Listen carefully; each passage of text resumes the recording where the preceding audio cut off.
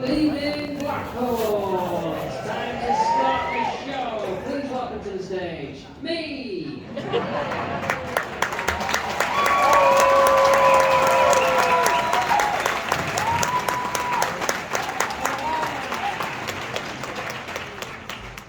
I tell you what, not many bang on 8 o'clock starts on this tour. You fucking nailed that. Usually it's about 3 minutes past because some people would rather have a drink than enjoy the show at the right time. And I respect you for the choices you've made. So thank you very much. I mean, it's all neither here nor there when this tour was announced 3 fucking years ago. I appreciate the 3 minutes. What a 3 years it's been, eh? Haven't we had a laugh? No, dog shit, awful.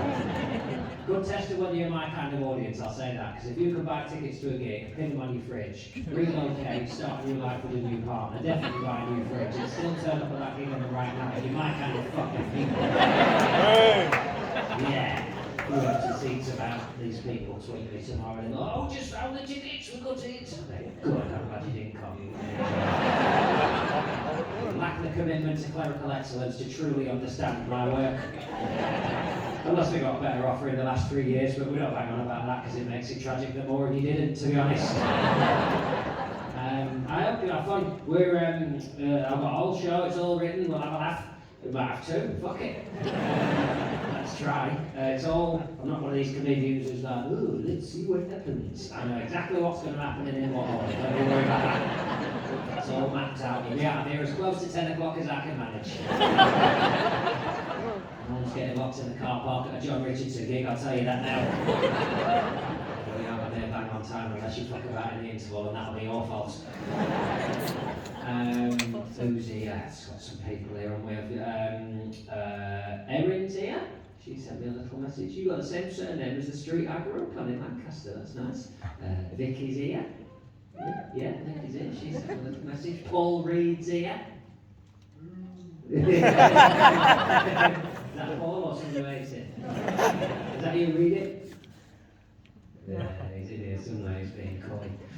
He's perhaps seen the bit I did on my last show where he's found out that if you tweet me, I'll go through your account and find out everything about you and tell everyone in the room. Perhaps we're calling us. So perhaps he's hammered. You've been drinking since 4, haven't you? I've been following your Twitter all day.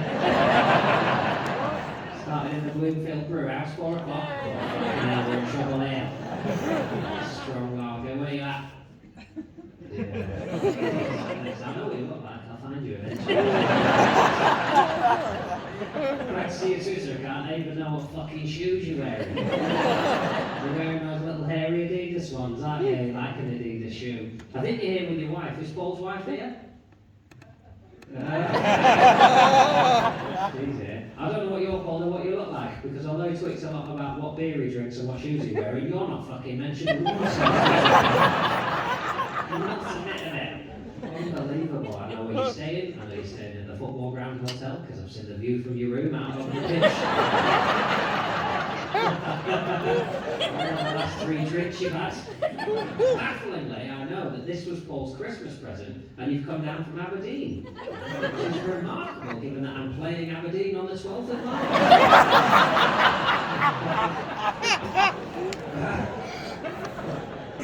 Maybe he's not with his wife, maybe that's why she bought him the tickets. Want to see John Richardson? Where? Fucking miles away, off you go, fuck off. I'm assuming you're from Glasgow, since that's the only Scottish accent I do. Fuck off. Anyway, you're very welcome. I hope you have a lovely time. The show is very heavily influenced by Brexit and COVID and the slow dismantling of working class life by the Tories. Yeah, 3 fans in. I'm influenced by in the sense I'm not going to talk about any of that shit at all. It sort of feels like everything out there is fucked. And I think it's got beyond the point where I can fix it, if I'm honest. Sometimes you've got to hold your hands up and say, this is getting a bit fucking spicy for me out there. So, we'll lock the doors for 2 hours, we'll have a right laugh. I'm only going to talk about the decline of me, because that's funnier, and I know all about that. The Leeds! You a fan? Weird that, isn't it? I don't know. That's the sort of call and response that is appropriate at a Leeds game, but at a theatre you suddenly do it and you think, I think I've just frightened people. Are you a Leeds fan? Yeah?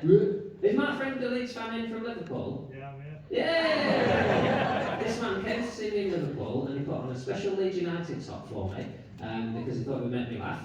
And the bouncer threatened to beat the shit out of him. That's a terrible night. So I said, come and see me in Blackpool, you get better people in Blackpool. So, I mean, if any of you fucking touches him, I will be very upset. If I get a tweet from in the interval saying I'm in fucking chased home by some guy from Aberdeen.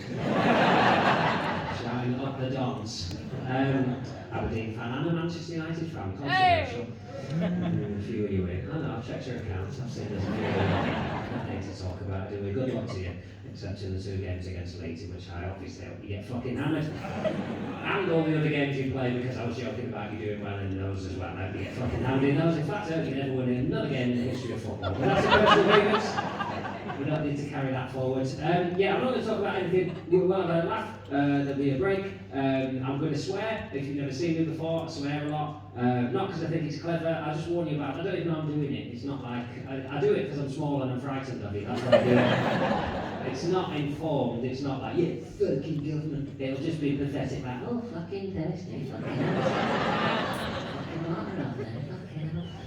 just try not to just let it bother you, because I don't even know I'm doing it. I'm trying to stop, I really am, because I have a 6-year-old daughter who recently said fuck.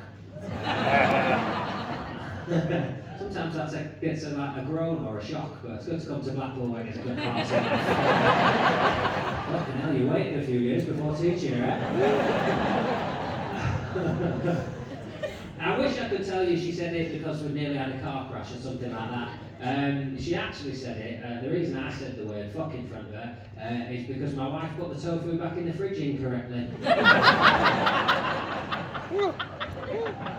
I'm not proud of myself. If I was to offer you any defence, it's the cauldron tofu. I know the kids nowadays like a harder tofu comes backpacked, but old school like me, we buy in a tray, the cauldron tray. It's in a plastic tray, got a film lid on it. It comes in a brine, and when I open the tofu, what I like to do is make an incision down the thin end of that rectangle. I'll drain that brine straight off. You don't need it. Then I'll make 2 further incisions lengthwise. I'll peel that film back. I'll cut what tofu I need. Obviously, keep it a good sharp right angle. That's what I want. If you use more than 50% of the tofu, I'll take it out of the tray and repackage it in the size containers to maximise food efficiency. Yeah, that's always the point at which some people who think this is not for them realise this is really fucking not for them. Your partner likes me, so get 2 drinks in the interval and keep your fucking mouth shut. That's what I do for a laugh. My wife's approach is slightly different. When she opens the tofu, what she likes to do is tear at the packaging like a fucking bear. Scoop out the tofu she needs with whatever's to hand. I find it back in the fridge with screws in it, bits of Lego, stuff like that. She leaves the brine in, crucially, and then balances the carton precariously on the top shelf of the fridge. When Daddy Bear goes to make the porridge the next morning, it falls out. He gets a sort of tofu bukkake of cream and Jeez, I love his face. Before he knows what he's done, he says, for fuck's sake, Lucy. Just basks in being the victim in the house for a minute, and then hears from behind him, yeah, for fuck's sake, Lucy. I don't know what that was fun while it lasted on the arsehole again. I'm trying to swear less. What I've done is use like a nicotine patch. I've come off certain swear words onto less offensive replacements. So like, I've come off wanker and onto wazzock. I can't stop the woo. I can't just veer off in time. So if we get caught when we're driving now, I've got look at that fucking wazzock. It's better, isn't it? You know? The fuck's already out of the jar. I might as well stick with that one for now. Oh, I lost my shit. I nearly followed someone today. I really fucking coming past Manchester. Someone cut across 3 lanes of a roundabout because they didn't want to take the turn. They wanted to stay on. Nearly fucking wiped me out. I was like, get a fucking dickhead. And then I thought, they're probably bigger than you, John. The standard of driving in this country, I think it's so low because we let people keep trying until they pass. Fucking ludicrous system that is. You wouldn't call me that anywhere else, would you? Like heart surgery. You'd want someone at some point to intervene. I think it's the same with driving. I think 3 goes is enough before the rest of us say, you're shit at this. Get the boss. You know, just for the rest of us. And I know now, I can't see it start, there'll be people nudging their partner. I should pass 50 driver, I'm a very good driver. You fucking nut. Shit driver who got lucky in your fifth test, that's all you are. You didn't have to do the bit you crap at, the reverse round the corner, or that bus stop you ploughed through was empty and the lane was something happened. So anyway, I'm going to swear, you know, just try to let it go. There's no really bad ones. Well, there is one. I put one C word in just because I never have. I've toured 4 times now. I've never put a C word in. So you never know when your career's going to end. You know, this day and age, I'm going to get cancelled at some point. I'll upset someone, so I've popped a C bomb in before it's too late. Which I'm not, you know, I'm not proud of. But what's interesting is now I've told you there's only one and to look out for it. When it happens, you'll be so pleased you've spotted it, you'll find yourself whether you're offended or not, you're like, oh, he said it! Oh, no, it's awful, I don't like it. And then I've taken the applause, it's grown me in strength. So then we're swearing, I'm going to try and enjoy myself. That's what I imagine it looks like. Enjoy yourself. And as I watch all other comedians and sort of all moving up and down and having a laugh, I've never really enjoyed life. Cracking on, getting done, you know, you can do things well or not, so I'm getting it. And then I realised this year, I hit 40 on the tour this year, this is my midlife crisis tour. I realised in terms of achievement, my life's never been better than this. This is the pinnacle of my existence now. Time-wise, I've got half left. If I'm lucky. So you're very much at the reread the questions phase of the exam. You sort of know you fucked up because you looked around and nobody else has finished yet. I've got to find something to do for another hour. So we're going to try and enjoy the downward spiral. I am hoping to have a midlife crisis. I'm up for one. I mean, I can't just with this fucking jacket, can it? And it's made for the tour. This is an ordinary jacket, and I paid a tailor to have knitted detail because the tour's called the Knitwit. But the detail's so fine, you can't fucking see that, can you? It looks like I'm trying to bring back a sort of regional touring Heidi High musical. Or as someone in Dublin tweeted me, looking like I've come dressed as Ryanair cabin crew. That really cut deep, that one. I'm up for a midlife. I am thinking about a tattoo. I think quite a lot about tattoos, but not in a sensible way. I don't want a sensible one. I'm not like looking at sketches. It's that part of your brain that wants to fuck you up. You know the dangerous bit that wants to throw your keys down drains and stuff like that. You put the gas on to cook your dinner and it goes, lick it. It'll be hot. No, it won't be hot. Blue things are cold. There's that bit of your brain, and it's getting bigger in me, it's getting more reckless, because I think the longer through life you go, try it. I'm sort of person, I always try and be polite and I turn up early and no one gives a shit, you know, it just feels like I'm wasting my fucking time. So there's a bit of your brain going, come on. And I know it's that bit, because when I walk past the tattoo parlour it says, go get a cock and balls on your forehead. What a gesture that would be. That'd be Johnson saying, I'm fucking done. I'm finished. I'm amazed what people do. I think the person on the planet with the biggest bit of their brain like that must be David Attenborough. I mean, can you imagine how fucking tired that man is? He's about 200 now. He just wants to sit down with a beer and watch Pointless. That's what he wants to do. He doesn't want us knocking on his door every 2 years because we keep killing an animal. And we've got to do a video for the little dolphins. Fuck me. Can't you send Packham? No, we don't really listen to Packham. He's more badges than that. He's more like global systemic. Fucking hell. He must not, if he does something awful, he's done, he gets arrested, doesn't he? That's him out. He must be thinking, all I've got to do is one piece of camera like that and I'll just fucking chin a gorilla.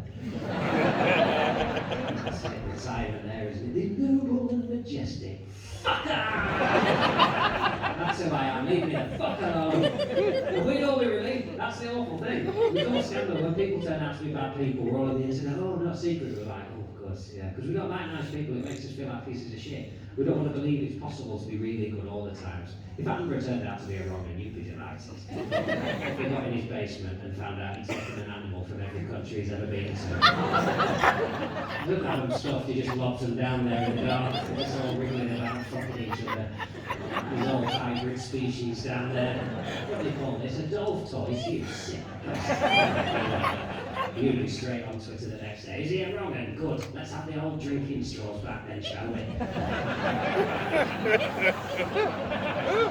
He's only doing that because he said so, but if he's wrong, and I would like to enjoy the second half of a fucking drink again. £90 for a gin and tonic, the second half is just wet cardboard slapping against the back say £90, it's only £1.80 for a pint of John Smith's where you were Leopold, isn't it? He was annoyed because it used to be £1.75, unbelievable. The name of the pub, I'll find it out in the end before I go and have another look. Presumably after he's tweeted me 5 times saying, stop this now, you piece of shit. Come for a full night out. So I think, you know, I'm going to get a tattoo, and I'm going to get a motorbike. This is a fact. I'm going to get a motorbike. Because I remember that being on one in my life. When I started out, I had 2 gigs in London, and my agent said, you won't get between them in a taxi, you'll get caught in traffic. So you can get a taxi motorbike. A guy turns up on a motorbike, you get on the back. I got to that second gig, and that's what I'm not fucking bothered. I was so excited about the bike, I couldn't talk. The second gig was just me, like, I've just been on a motorbike. They haven't got any doors, have they? There's a big bus there, he went, and I didn't scream. He said there was a big grey bike. What's the feeling being on a motorbike? I think it was a motorbike, I'm pretty sure it is. First day I've been on a motorbike, if I'm totally honest. Also the first day I've dressed head to toe in leather and clutched a man called Steve. Could have been that, couldn't it? You don't know, every time you go over a speed bump, your knob rubs up and down his back a little bit. It's only fair to ask the question. I'm married now, so I am going to test this bit first, because I think Lucy would be less upset if I did my bike licence than if I tracked down Steve. Took him away for the weekend, come back on Monday morning. It must be the bike, love. We tried fucking everything, really. Probably right off tofu. I'm going to get a motorbike. I keep seeing them, but when I tell friends, if I tell them one-on-one, like, I'm going to get a motorbike, so don't do that, John, they're a bit dangerous, you won't like it. It fires me up more. I see them on telly, you know, and sometimes I do think, well, maybe I shouldn't, and I fell off it. But I switched the telly on recently. The sun was setting behind the Rocky Mountains, and just 2 guys on Harleys cruising along the road, like rock music on. It was the coolest thing I've ever fucking seen in my life. And I thought, if I've got 40 years left, that's what I want to do. That's my goal for the next 40 years of my life. You've got to believe these things are possible. So I carried on watching to see what the thing was. And they like swung into a diner like that, and all dust come up behind them. And as they were walking into the diner, they took their helmets off, and one said to the other, "Look here, dear, let's go and try these sausages."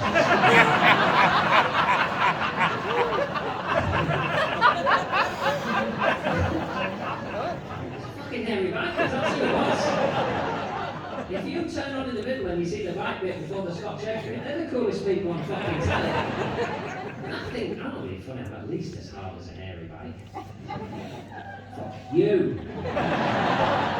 Some of the audience saying, oh no, we're going to have to tell him.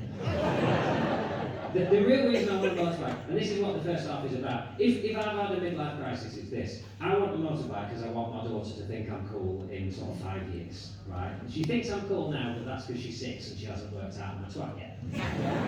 She's going to find out in a couple of years, isn't she? Because my wife's going to tell her.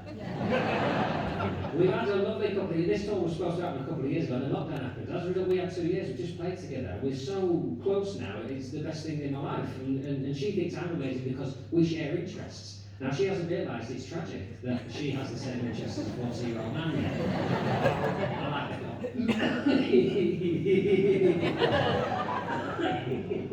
I don't know why that noise made me laugh.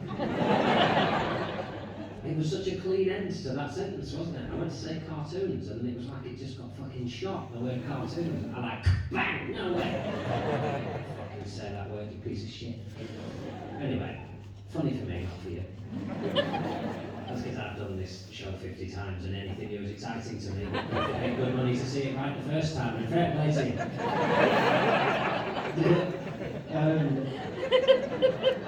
I like the cartoon she watches. There's a cartoon called Bluey. It's fucking amazing. It's such a good program. If you haven't, the BBC iPlayer, whether you've got kids or not, it's the best thing on fucking television. And if you have got kids, you get to say to your partner, just going to take the little one next door and watch a few Blueys, alright? It's a unique joy in your life. It's a marvellous cartoon. I like Lego, I like colouring in. She has a playlist for the car. I have it on when she's not in the car. So I actually into it. I think the Crazy Frog is the most underestimated musician in the country. I don't know where the fuck the Crazy Frog went, but in my opinion, he's not finished. I don't know why he retired. Whether he's in Attenborough's basement getting ridden by a panda. We don't know. I want him released back in the studio, please. Fucking fucking wonderful music. But in a couple of years, she's going to be able to Google what I do. Now she does. I come away and do shows. She doesn't really. I think she thinks I'm a sort of adult Mr. Tumble. And I'm fine with that. I don't want her to find out the truth. I don't want her able to Google me and see what I do for a living. Yeah, I got too much fruit and the shit me sound funny. That's my impression of me. That's what I think. I wanted to see how pathetic I am, because I know you don't come and see me because I'm one of the cool comedians. I don't come out in another jacket with a beard like, you filthy good. You come and see me because I'm a pathetic piece of shit. And it makes you feel better about your lives. I understand. I don't mind I'm keeping your money, so we both get something out of the relationship. I'm not, and I know that because when you start a tour like this, you don't start in theatres, you start in little comedy clubs and you do your jokes, they're not quite ready yet, and you just do a little pub somewhere, and when you finish, it's been a bit shit, so you at least want to look like you've achieved something. American comics are very good at it. If I'm going well, just end quickly, you go, fucking good night, bang! That's what you do at the end, you go, good night! And then you wander off there. The problem is in the smaller pubs and clubs, there's fuck all over there. There's a little green room full of coke and snacks, there's just fuck all. What I do is I go in and out of the venue the way you go in and out. But I can't leave when you leave because I'm embarrassed. So I strut off like that and then I just hide behind a curtain until you've gone. And that's how I come to hear what you say to each other when you leave my gigs. And so I came to the Open there recently and I heard a couple leaving and one said to the other, do you think you'll be alright? I don't think people say that about Ricky Gervais, you know what I mean? So I want to do something, and this is slightly midlife crisis here. I've been trying to do something on telly that will go viral. When my daughter Googles me when she's got a phone, she sees me being impressive at something before she sees the comedy, right? And ideally it would be music. She loves music. I'd love to go on one of the singing shows and do a song and it's all romantic and dry ice and I'm fucking amazing. The problem is I can't sing. My singing voice is this one. You know how it sounds when I talk? It's that, but to music. I mean, fucking horrible noise. It's a crime against sound, really.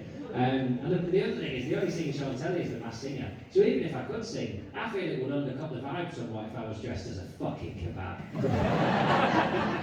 I think this is for myself. So I've been trying to do sports. I've been trying to do a few sport things on telly. I'm not a natural athlete, I know that, and it's getting harder as I get older because, well, I've stopped exercising. And that's been a deliberate decision because I've got a young child and I've got a job. And if you've got those things, just accept that's enough. You're very lucky if you've got kids and work. That's two things most people want and can't have. Except that what you haven't got is energy. That's it. You're tired and fucked all the time. I'm always tired. I don't have energy. If you get to the end of the day, you put your kids to bed and have your tea, you pour in the wine into that pint glass, and you're not crying, that's a cracking day. That's a lovely day. If you've got energy, what you don't do is think, oh, I've got a bit of energy here. I'll fucking leg it till that's gone. I'll sprint until I'm right where I am now, but fucking exhausted again. No. Energy is a commodity. If you get to the end of the day with a bit of energy, do you know what you do? You put a wash on. Put a wash on, run the hoover around, trying to live this shithole for 5 minutes. That's what you do. So I'm not exercising, and so I don't feel bad about it. I put it on my to-do list when I get up. I say, do not exercise. So at the end of the day, not only have I not exercised, but I've achieved a goal. I'm taking off, And my body is just getting older. It's getting differently shaped. My hair is going, which is more a sound issue because I like to carry my daughter on my shoulders and she likes to drum on my head. I used to be just the one drum there, and she's found a sort of hi-hat finishing note.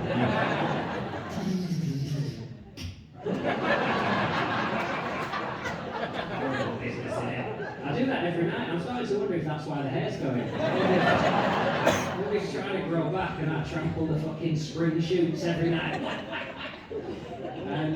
But I've tried sports that aren't even particularly athletic, right? So I'll tell you about a few of the things I've tried, and then I'll tell you about the one that went well, but the reason I can't tell you about it, that is connected to one of the most embarrassing things that's ever happened to me. And I'm going to tell you about that, and then we'll have a break, because you'll fucking need one. I tried darts first. I fucking love darts. I've always loved darts. It's a wonderful sport. I've had a dart running man since I was about 10. It's a good sport for just people who like to throw pointy things at their kitchen door. I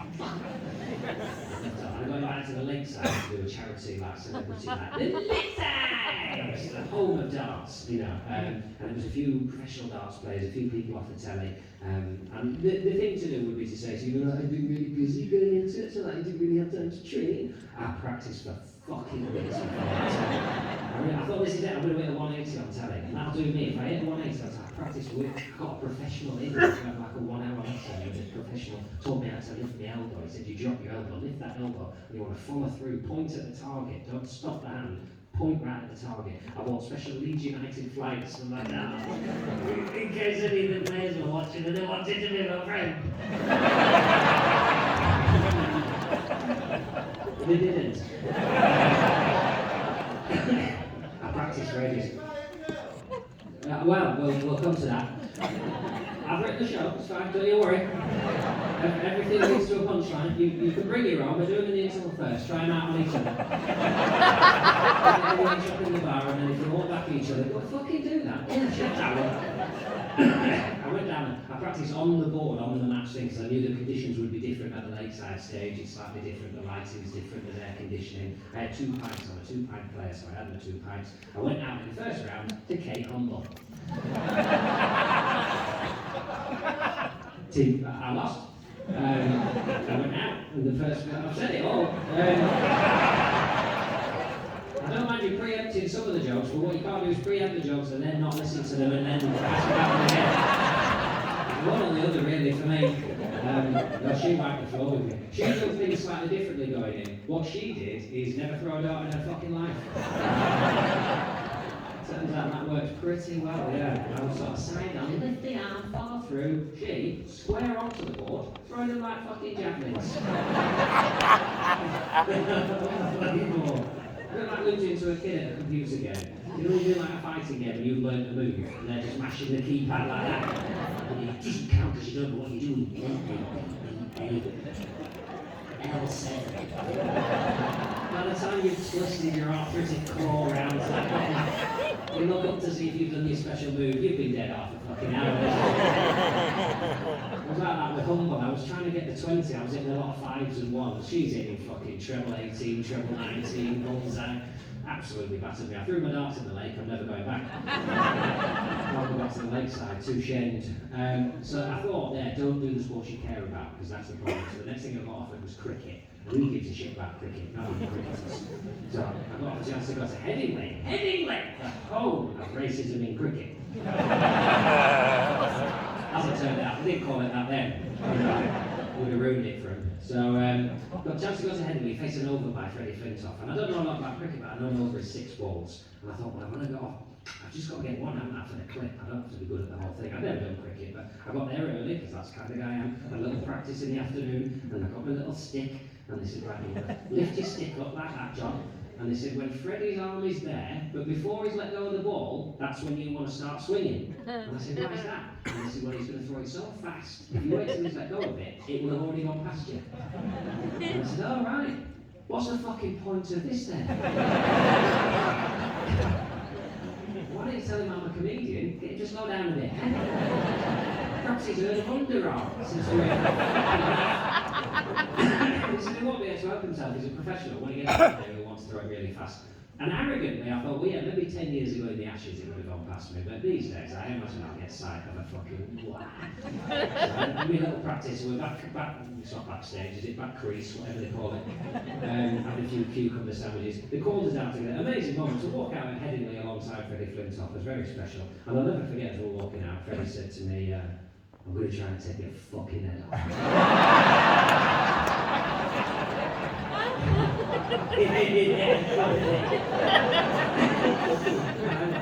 Yeah, really funny. I can't remember. I laughed or I said something like, please don't. Something like that. Anyway, we went out there. Fair play to Freddie. Those first 5 balls, I didn't even fucking hear him. Never mind seeing it. If he'd have told me it was a trick and he just went like that but put the ball back in his pocket, and the guy behind me got a different one out and went. I would have totally believed that. He can't have! There's all the way over there. 5 balls straight fast. The 6th one I hit with my helmet.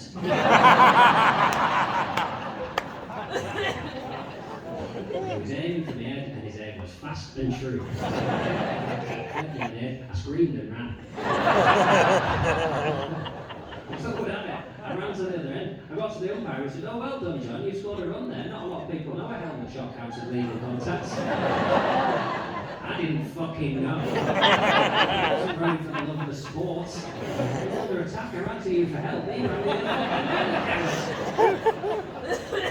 You ran So technically I've scored a run ahead anyway. Can't show my daughter that footage because you can't hear me screaming a bit. Then there was rugby, Twickenham Stadium, about 90,000 people, 3 balls in front of the post. Only had to get one of them over, didn't I? I missed every fucking one of them. I've died at gigs, don't get me wrong. I've never heard the sound of 90,000 people going, "Oh, he's a comedian, he'll do something. Oh no, he's just walking up." He's really upset with himself. See, well, at least I've been sort of like a baseline, I've proved how hard this is, because you know when you watch sport, they're really good at it, it looks a piece of piss, but I've proved that, so you know when you're watching Johnny Wilkinson now, I've showed what talent there is in kicking the ball over the post. That was undermined somewhat by the person behind me converting all 3, and that was James Corden. That one a little bit. But in fairness to him, that's why I got to do all these things. He had a show on Sky called The League of Their Own, sport panel show. I never do very well on it. I like the sport, I like going to the sports ground. On the panel itself, I tend to sit very quietly because it's very laddie, it's all boxers and footballers and rugby players. And it's what they call dressing room banter now. You know, we used to call it verbal harassment. That was fine, but they're all like, "Ah, fucked you up, oh, she's dead. I know, I killed her."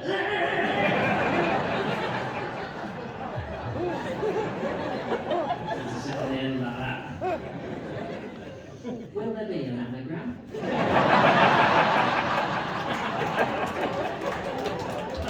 Not that kind of quiz. Okay, yeah. You should give me a pencil. Should be a asshole. Okay.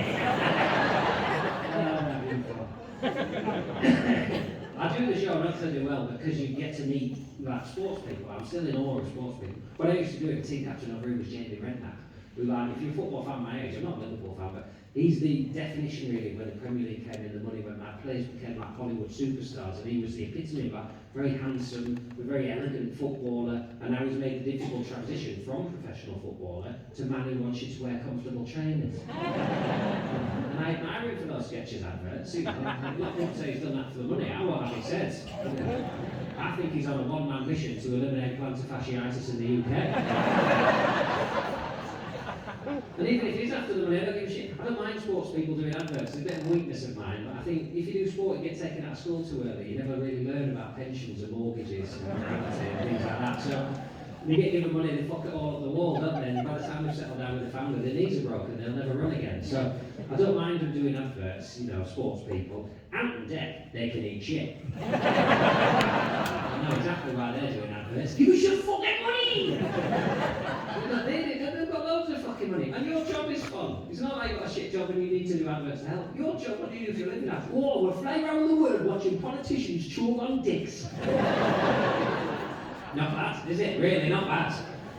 Don't spend your spare time popping up on telly telling me what to do with my fucking money then. Get my fucking shop when you get home. And if you're going to do an advert, do something insignificant like chocolate. And no qualms at all if I turn the telly on one of them's head going, "I fucking love Whiskers, mate!" It can be a good advert, that'll be it.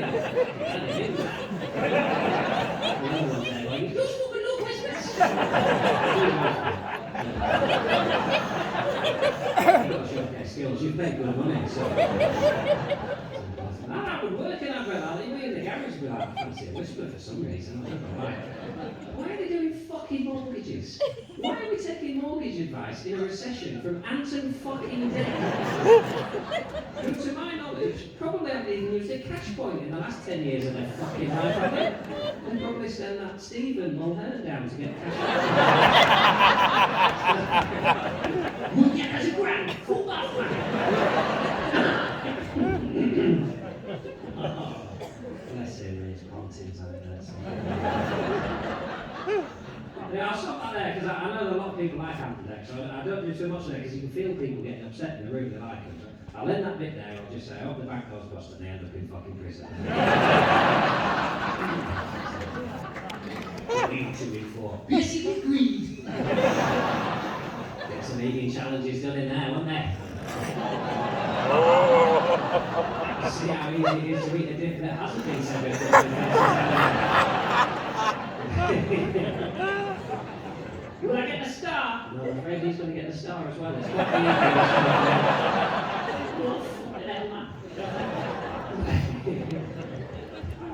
Try and be balanced in these here.